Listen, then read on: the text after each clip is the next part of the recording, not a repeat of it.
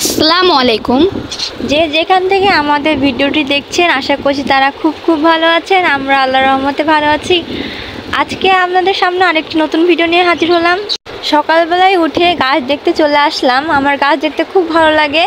কার কার ভালো লাগে তা অবশ্যই কমেন্ট করে জানাবেন। নিয়মিত গাছ পরিচর্যা করা খুব দরকার, না হলে এগুলো ভালো থাকে না।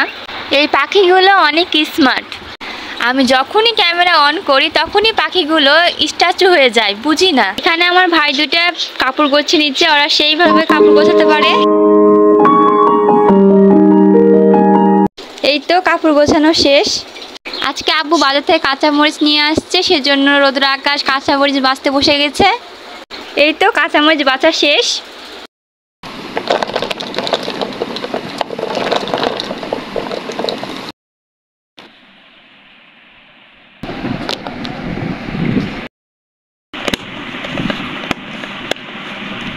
আজকে লাউ দিয়ে কই মাছ রান্না করব, সেজন্য লাউ কেটে নিয়েছি। কড়াইয়ে পেঁয়াজ মরিচ দিয়ে দিলাম রান্নার জন্য। এখন দিয়ে দিচ্ছি তেল, দিয়ে ভালোভাবে নেড়ে নিচ্ছি।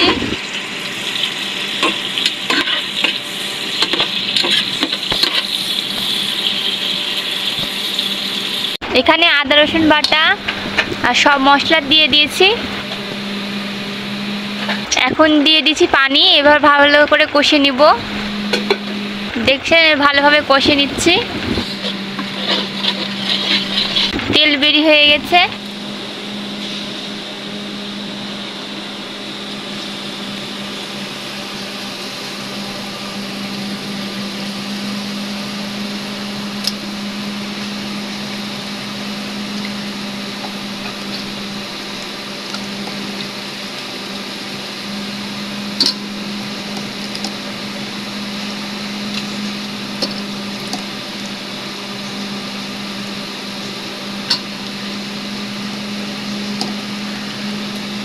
এখন লাউগুলো কড়াই দিয়ে দিব।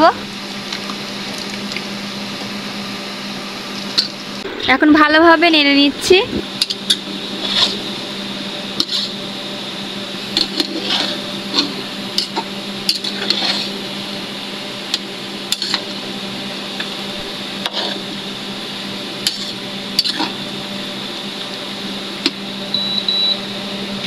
এখানে মরিচের গুঁড়া, হলুদের গুঁড়া আর লবণ দিয়ে দিয়েছি। আমি কিন্তু লাউ একটু পানি দিইনি, দেখেন কত পানি বের হয়েছে। এই তরকারিটি কষানোর সময় অনেক পানি বের হয়, সেজন্য পানি পরিমাণ মতো দিতে হবে।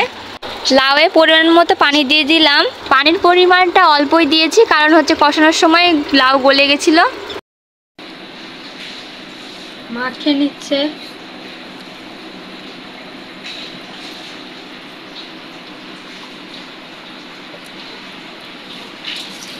এখন ভালো করে মাছগুলো ভেজে নিব।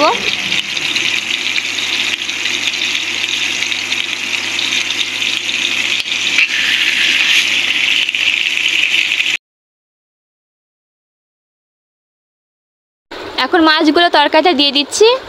মাছগুলো দেওয়ার পরে তরকারিটি একটু ভালো করে ফুটিয়ে নিব। মাছগুলো মাখানো শেষ, এখন ভেজে নিব। তরকারিটা রান্না করা হয়ে গেছে, এখন খেতে বসে যাব। কালকের গরুর গোশত ছিল। আজকের আকাশটা অনেক সুন্দর, সুবহানাল্লাহ। আজকের আকাশ দেখতে দেখতে আপনাদের কাছে থেকে বিদায় নিচ্ছি। সবাই ভালো থাকবেন, সুস্থ থাকবেন, আমাদের জন্য দোয়া করবেন। আর আজকের ভিডিওটা কেমন লাগলো তা অবশ্যই কমেন্ট করে জানাবেন। আল্লাহ হাফেজ।